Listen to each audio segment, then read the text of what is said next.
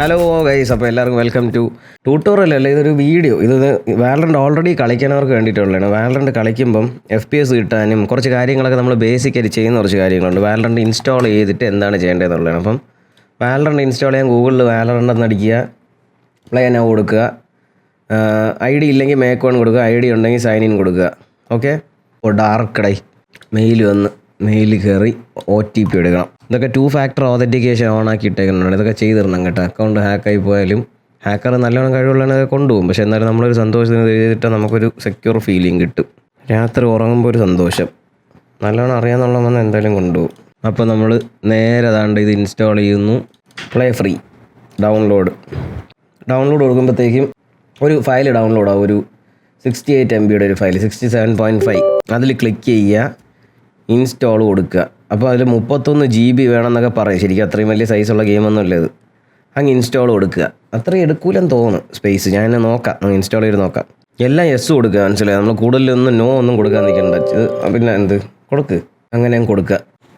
Install Valorant. Okay, all user create desktop short cut English install ചെയ്താൽ മതി. Install. Okay, set. അപ്പോൾ കളി install ചെയ്ത് കഴിഞ്ഞിട്ട് ബാക്കി ഞാൻ പറയാം.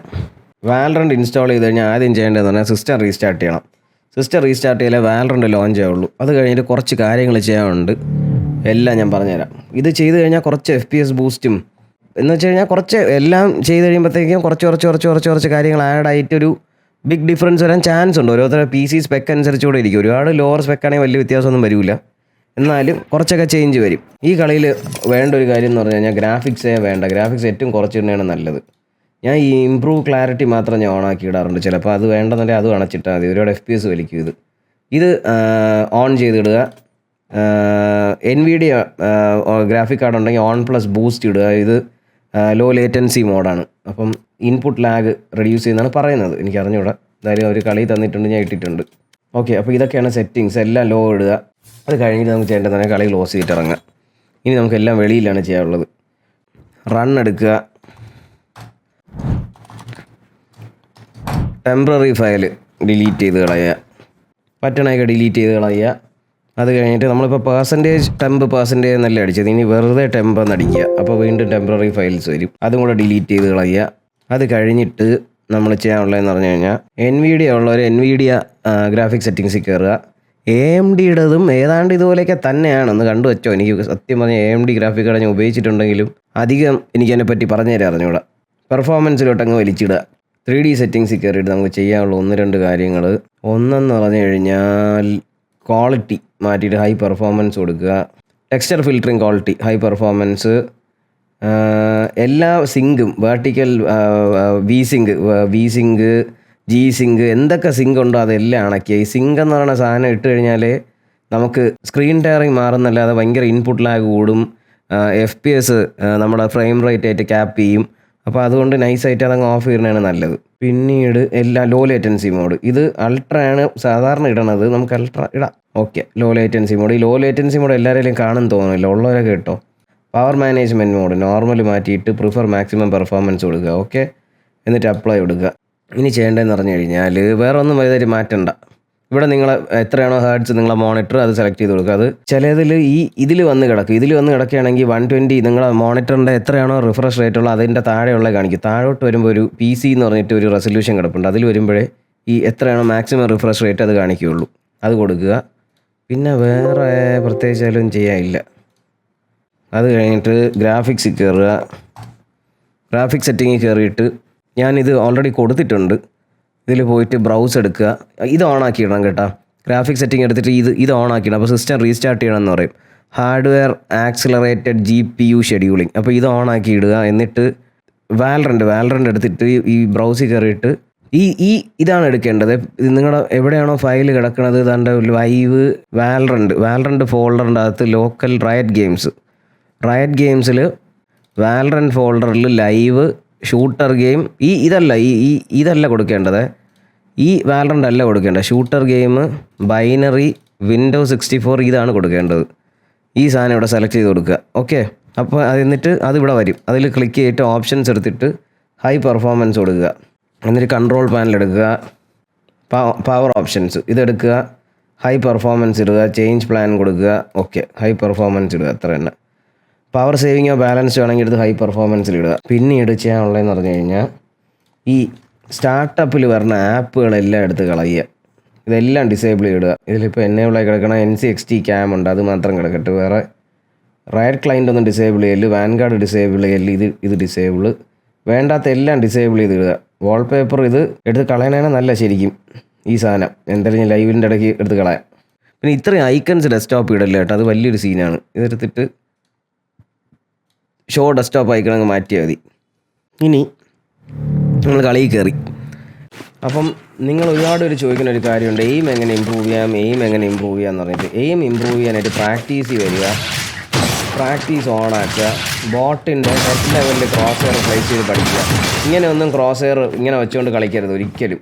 ഇങ്ങനെ വെച്ചിട്ട് ആൾ വരുമ്പോൾ അങ്ങോട്ടെടുത്ത് വെടിയിക്കരുത്. എപ്പോഴും ക്രോസ് എയർ ഹെഡ് ലെവലിൽ പ്ലേസ് ചെയ്യുക. എയിം എന്ന് പറഞ്ഞാൽ തന്നെ എയിമിൻ്റെ മെയിൻ ഇതെന്ന് പറഞ്ഞാൽ ക്രോസ് എയർ പ്ലേസ്മെൻറ്റാണ് ഏറ്റവും പ്രയോറിറ്റി. അപ്പോൾ ക്രോസ് എയർ പ്ലേസ്മെൻറ്റ് മൗസ് നിങ്ങൾക്ക് എങ്ങനെയാണോ ഗ്രിപ്പ് ചെയ്യാൻ എളുപ്പം ആ രീതിയിൽ ഗ്രിപ്പ് ചെയ്യുക. ക്ലോ ഗ്രിപ്പ് എങ്ങനെയാണെന്ന് വെച്ചാൽ ഗ്രിപ്പ് ചെയ്തിട്ട് കറക്റ്റായിട്ട് ക്രോസ് എയർ കറക്റ്റ് പ്ലേസ് ചെയ്ത് കളിക്കുക. അതുപോലെ ഒരു കാര്യം എന്ന് പറഞ്ഞാൽ ബാക്കിയുള്ളവരെ എയിമോ ബാക്കിയുള്ളവരെ ക്രോസ് എയറോ നോക്കി ബാക്കിയുള്ളവരെ DPI ബാക്കിയുള്ളവരെ സെൻസിറ്റിവിറ്റി നോക്കി മാറ്റിക്കൊണ്ടേ ഇരിക്കരുത്. ഒരു DPI ഒരു സെൻസിറ്റിവിറ്റി ഒരു ക്രോസ് എയറിൽ മാക്സിമം കളിക്കാൻ നോക്കുക. അല്ലെങ്കിൽ മാക്സിമം ഒരു 2 ക്രോസ് എയർ. ചില ദിവസം നമുക്ക് എത്ര ആക്യുറേറ്റ് അല്ല നമ്മളെ വെടി, നമുക്ക് ഒരു ദിവസം ഒരു ഭയങ്കര എയിമായിരിക്കും, ചില ദിവസം നമ്മൾ വെടി കൊള്ളയില്ല. നമുക്ക് ഒരേപോലെ കൺസിസ്റ്റൻ്റ് ആയിട്ട് ഒരു കളിയിലും പെർഫോം ചെയ്യാൻ പറ്റില്ല. അതിപ്പം ക്രിക്കറ്റ് ആണെങ്കിലും ശരി, ഏത് കളിയാണെങ്കിലും നമുക്ക് അങ്ങനെ പെർഫോം ചെയ്യാൻ പറ്റില്ല.